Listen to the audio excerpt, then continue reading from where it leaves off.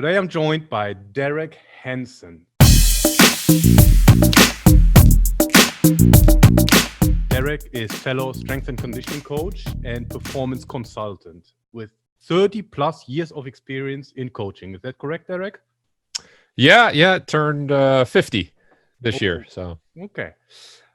13 years head of strength and conditioning at the Simon Fraser University, worked with various Olympic sports and consulted to professional NFL, NBA, NHL, MLB, and MLS teams, and is a published author. Welcome, Derek.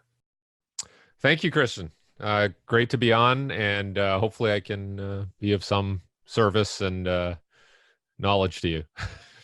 Cool. What brought you into strength and conditioning? I would say it's just like I was involved in a lot of sports in my youth, but by the time I made it through to university, I was competing in track and field, and I had competed in track and field since probably I was 10 or 11 years old, and it was just a sort of it was a good way to measure yourself and go, as you got older, you would always, like in something like long jump, every year you would gain 50 centimeters, or in your 100-meter time would come down 3-4 tenths. And so having the ability to measure your performances every year kind of stuck with me, where I'm like, okay, well, I guess I'm getting physically better just from growing. And I didn't really think about the training too much. But then as you get older and physiologically, you're not getting it from just getting older. It has to come from the training. So I started making those connections and going, okay, have to be a bit smarter. It's not just that I'm going to show up and I'm going to be better. So I think that really stuck with me in terms of, as you move up the performance chain, you have to get a little better at how you do things. It's not just going to happen. And I think even to this day, those are some of the things I think about in terms of if I'm working with a young athlete versus working with a mature athlete who might be, very close to the top of their profession or their sport. There's some things you do similar, but there's some things you have to do a little different. So I think just being a track and field athlete and some of the techniques and obviously the running piece is very important in everything I do. If you're a American football player, if you're a rugby player, if you're a soccer player, even now, if you're a tennis player, like the running is kind of important to achieve your goals. And I think sometimes people forget about that or take it for granted.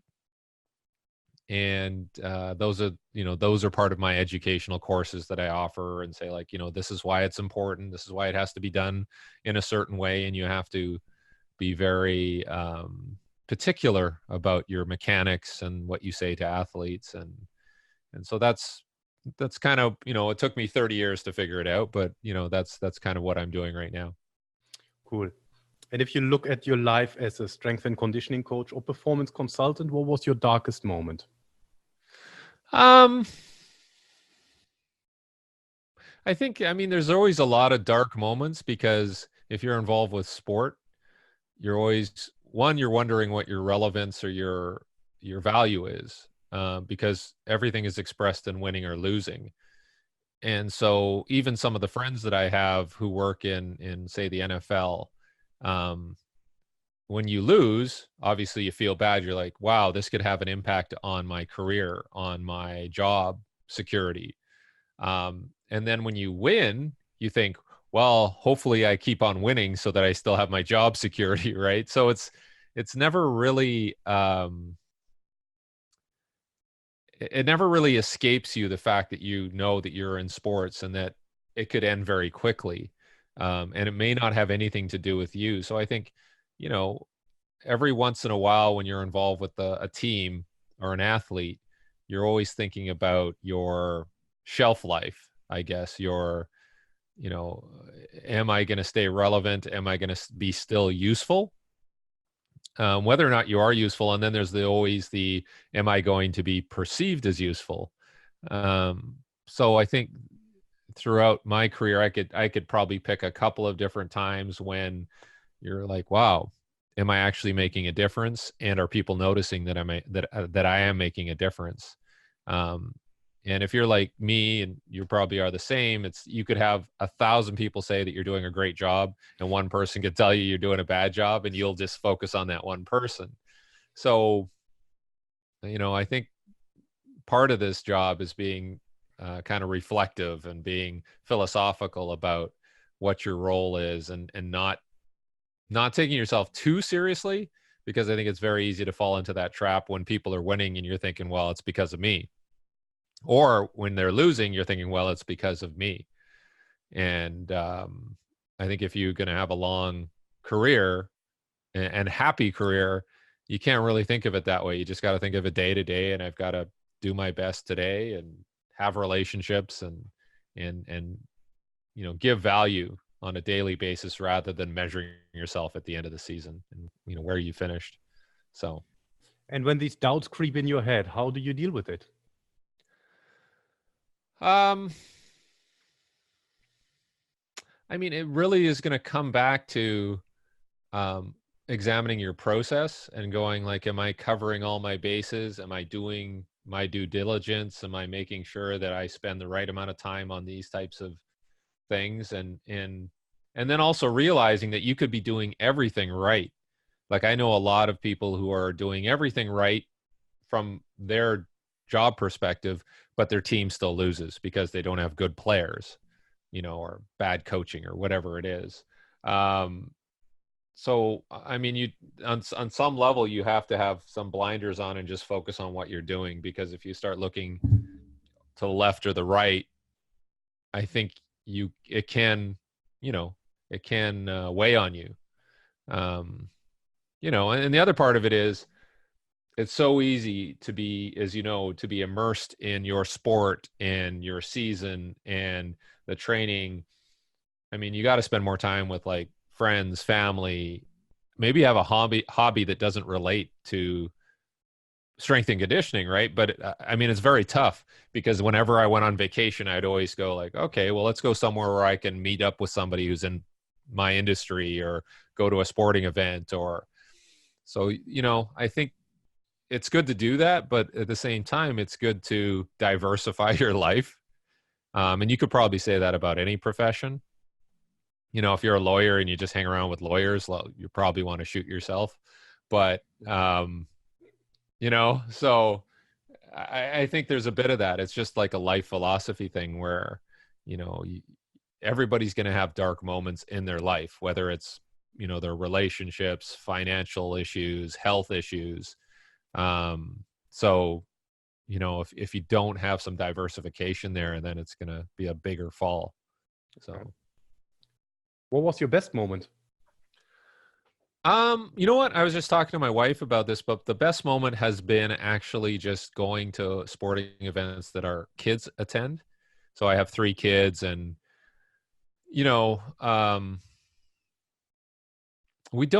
I don't overly coach them too much. Like I give them some advice. We might go and do a few sessions here and there, but we don't. And we, like we lift weights, like I have weights, in my home and all that, and we do stuff with the kids, but we try to make it fun. It's not like this sort of regimented, we're not that kind of family, the crazy family who just, we're going to train our kids and our kids look like bodybuilders at age 10. We're not those parents, but going out and watching your kids succeed, like my daughter ran in a cross country race yesterday and did really well. And seeing that is probably like the highest moments because they're with you all the time. So if you're going to take credit for something, you should take credit for your kids because, genetically they're connected and then you're providing the environment which they live in too. So if you're going to see some successes, it's going to be from that combination. So I would say that has been more valuable than any of the other stuff I've been involved with because it's, like I said, it's not always you. But in this case, it probably is you, right? You're feeding them, you're making sure they go to sleep, you're, spending time with them, you're trying to make sure that they're having fun. And if they go out and they can succeed, then it's great. You're just like, oh, great, and it's not like I'm taking credit for it and patting myself on the back and going, yeah. But if, that's probably the most valuable thing, is just doing stuff with family and seeing what the results are. How old are the kids? 15, and then the oldest son is 15, and then I have a daughter turning 13 next week, and then a daughter turning 7 next week. So yeah, so good age grouping, so we can kind of see where they're growing, and they're all getting taller than us now, and so yeah, I think it's nice if you're involved in sport and then you can kind of give it back to your family and make sure you don't have some of those pitfalls that you see happening with other athletes and other parents, where they just want to push too hard. So we're very careful about that. And your kids, out of personal interest, your kids accept being coached by daddy? Well, again, we're very careful about that. Like if we coach them, it's like, let's do something once a week, one time a week. We'll do, we'll go to the track, or we'll, so you can kind of read their body language, and it's not like they're excited to go and be coached. Like, especially if they're a teenager, like that's the last thing they want, is like, oh, be seen by my friends being coached by my dad. So we're very careful, and we understand, like, okay, maybe once in a while we just drop a few hints. It's not like a real training session.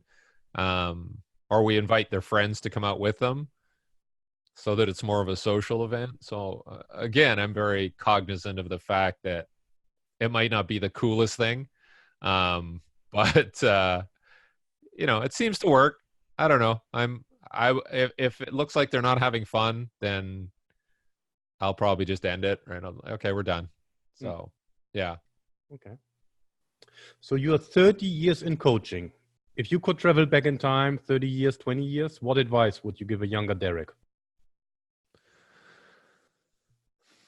I think about that a lot, because, the whole time travel thing, and if you could go back and change something. But for the most part, I don't know what I would change, because everything's, working pretty good now. And you're always thinking, well, if I change that, maybe I wouldn't be where I'm at. Right. So, I probably would have spent a little more time taking advantage of people and resources that I had, that I was close to, and just asking more questions. Or it's tough though, because people would always ask me about my relationship with Charlie Francis, and like, oh, what did you learn?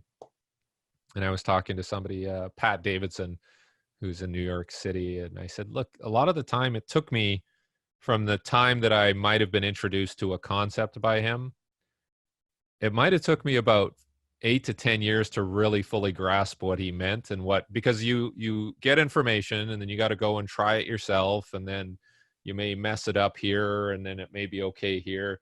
And then after 10 years, you're like, oh, okay, it took me 10 years to figure out what he was really truly talking about. So it's tough. Like, I think if you're a young person, say you're like in your 20s, and somebody gives you a book and says, here's all the answers, that's not a really good way to learn. It's not like you can just give people the answers. They have to kind of go through this trial and error process of living it, and then that's how you get better. So it kind of begs the question of why you would even go to university or school, because it's a little different, right? Like, here's information, just regurgitate it in an exam or a research paper, and then you know more. And it's like, well, that's really not how it works. I can't even remember anything I took in university, but I can remember stuff that I actually went through and failed or succeeded, or mostly failed. But I think that's what I don't know. I don't think I would really change much, aside from the fact that you got to be in the moment, take that experience, and then just file it, right? And then you move on to the next one. Just give yourself more chance to have more experiences. That's probably, and be exposed to different ideas, because it's so easy you see young people nowadays, they get a job, and then they're just in the same job, or at the same, say, university, or same sports team and they're just doing the same thing. Like I know people who started very young in pro sports, like say the NFL in their 20s, and they've been there for the last 30 years. That's all they know. And that's not a bad thing. I mean, from a career point of view, 30 years in the NFL is like pretty significant, but they haven't had a lot of exposure to other things, other sports, other levels of sport, other scenarios. So they only kind of know what they know. And I think that's probably what I would offer to young people is, you know, try to diversify your experiences and your exposure. And but it's kind of like the multi-sport versus the sports specific thing, like early specialization. If you early specialize, you'll probably improve quite a bit initially, but there'll be holes and there'll be things that you're missing. Whereas if you diversify and do multi-sport, maybe you're not going to be Tiger Woods, but you probably will have a better life overall than him. Like you won't have as much turmoil in your life because you've diversified your life. So I don't know. You know, do you want to be that? Do you want to be Tiger Woods, or do you want to be a guy who can golf pretty good, but also, you know, have a pretty well-rounded life? You know, depends on who you are. Okay. That ties pretty well into the next question. For young aspiring S&C coaches, what advice would you give to break into the industry? Oh, that's a good question. Because right now it seems to be, at least in North America, I mean, you have to volunteer and intern and, you know, maybe live on very little money and work 18 hours a day. And a lot of, if you would want to fast track that process, so imagine your kids go into strength and conditioning, you would want them to get out on top, right? So what would you say? my answer would be very unconventional. Like the way I did it is I volunteered and I just coached track athletes, like just me. So I went out and I would go and work with, I don't know, say sprinters and hurdlers and long jumpers, and that was my group. So everything that I did was on me. So I handled obviously the stuff on the track, I handled the plyometrics, I handled the weightlifting, I handled the rehab, because I was the only guy there. And then again, I'm in an environment where they're going to a track meet and I see them run and I see what their time is and I see if I've made a difference, right? But if you work, say you work as a strength coach for volleyball, you're probably going to get vertical jump numbers. You'll test them in that, you'll test them in weights, and then they'll go play volleyball, right? Which may have nothing to do with anything you've done, as you know, like technically. But it's very hard for you to go like, did I make a huge difference? Maybe somebody has a better jump, but there's still some gaps in what your involvement was and what your impact was. Whereas as a track coach, and there's other coaches, so you kind of go, okay, I'll take them to the weight room. Then you do the weight room, but then there's a 2-hour practice on the volleyball court that you're not involved in. Whereas as a track coach, I was involved at every level. So I was kind of putting myself in a position where I had to learn and I had to address maybe 10 athletes at once and work with them and deal with their individual differences. And somebody over here pulls a hamstring, so I got to bring them along and get them back into the flow and get them better. So everything was on me. So I think that's not a conventional thing for people to do, but I would say that every strength coach should actually be a coach, right? So whether that's you're teaching somebody how to, a swim coach, like I have some of my better strength coaches that have worked under me were swim coaches or track coaches or rowing coaches or something. So they had to deal with the physiological requirements of that sport and coach technique. Maybe a gymnastics coach, but I found it a lot easier to work with those coaches and see how their development improved because they actually coached. And I know a strength and conditioning coach is a coach, but it's still not quite the same. You should be a sport coach too. So, and it might be like you're a soccer coach or you're a rugby coach and you learn strength and conditioning too. That's probably good too. But if you're just like, I am just a strength coach and I'm just going to work in the weight room, you're not going to be as well rounded as somebody who's actually coached a different sport and brought it back. I think you're just going to have a better idea of where you fit in as a strength coach once you've gone through these other, coaching processes, in my opinion. Okay. Does that make sense? It does make sense. And I also think if you are a sports coach, you understand a little bit more the whole picture that is involved, right? As S&C coaches, Yes. often we look at one particular aspect, but there are so many facets to the whole performance. So as a sports coach, you understand that a little bit better because you're either managing or you're facilitating the process.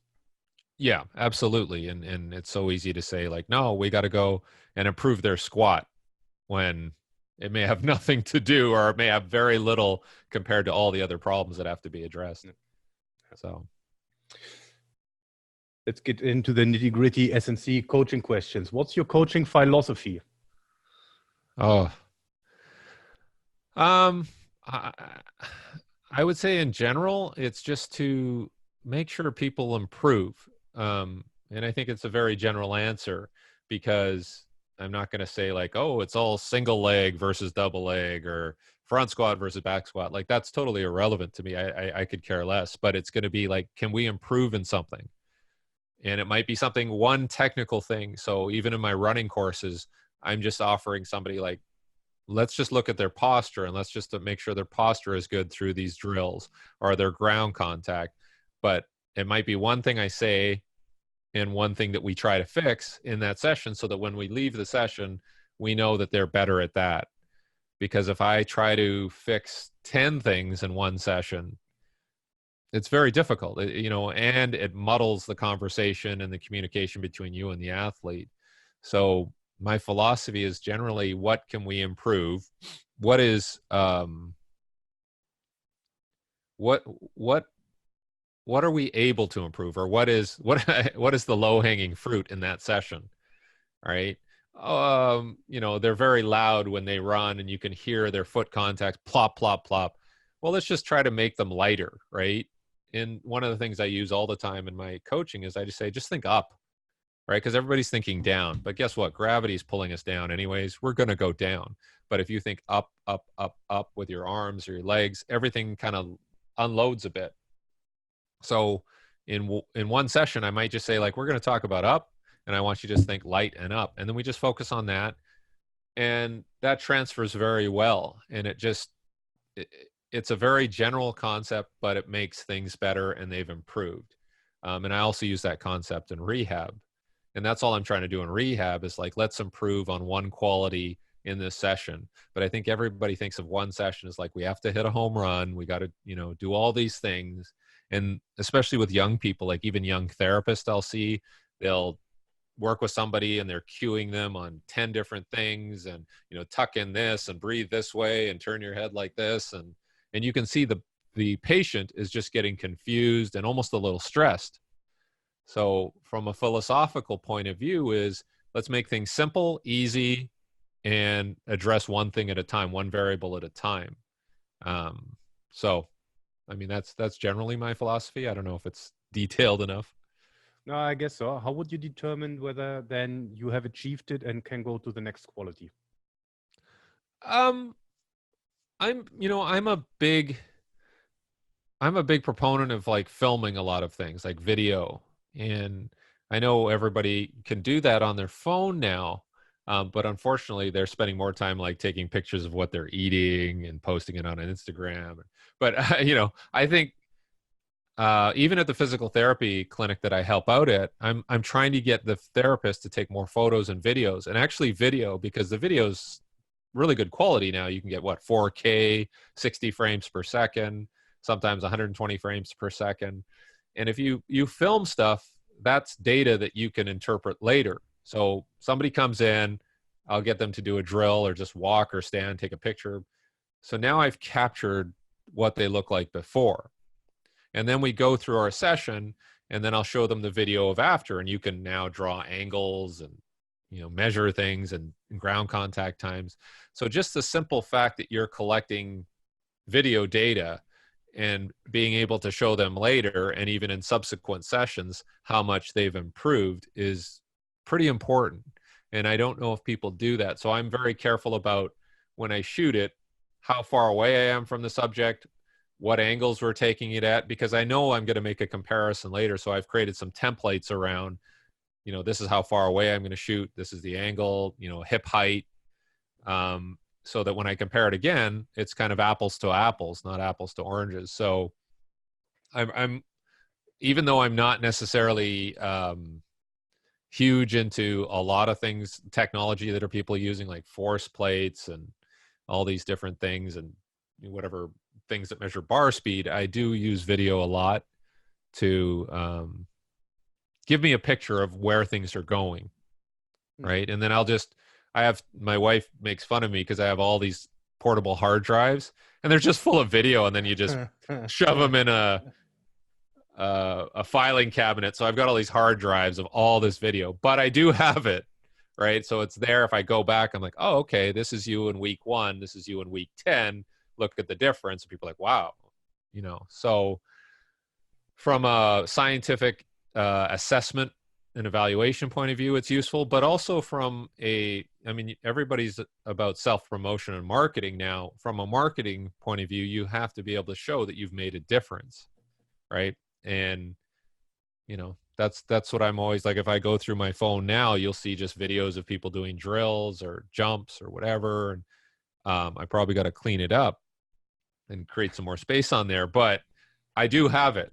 And I think it's important. I think from just an accounting, a personal coaching accounting point of view, you should be, if you're not timing people or doing some sort of measurement, there's going to be a problem that you don't pick up on, and just showing the athlete too.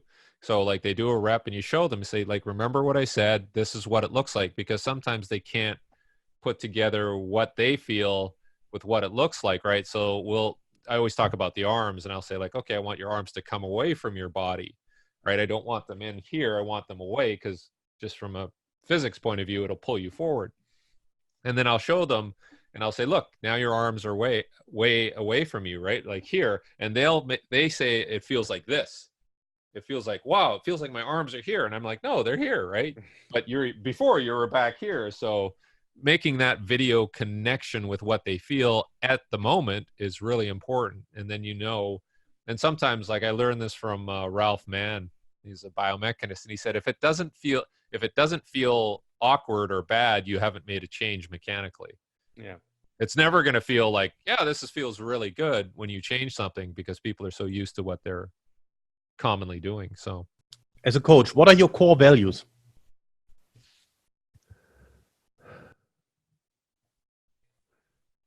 I think as a coach, and you'll see all these, people talking about the psychological piece, but I think it's important to make a connection with the athlete. So develop a relationship, and a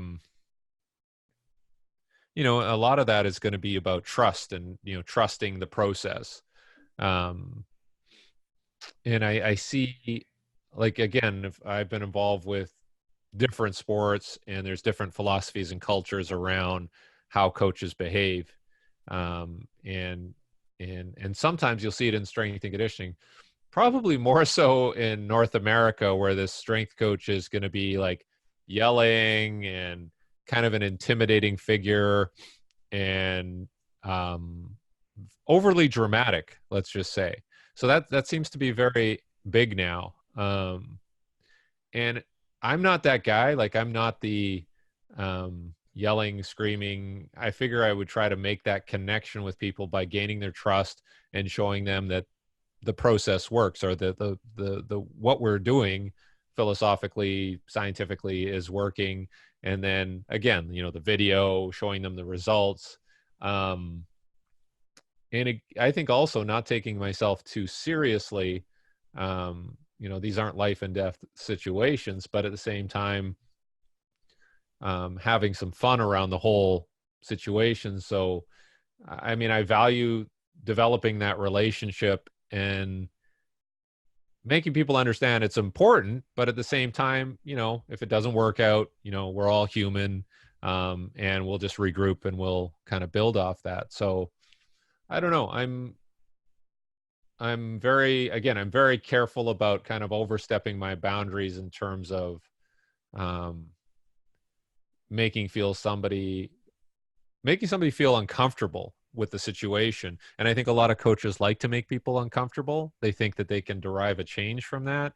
And I think, my value system is different. It's all around communication, education, and like I said before, like just making sure people improve.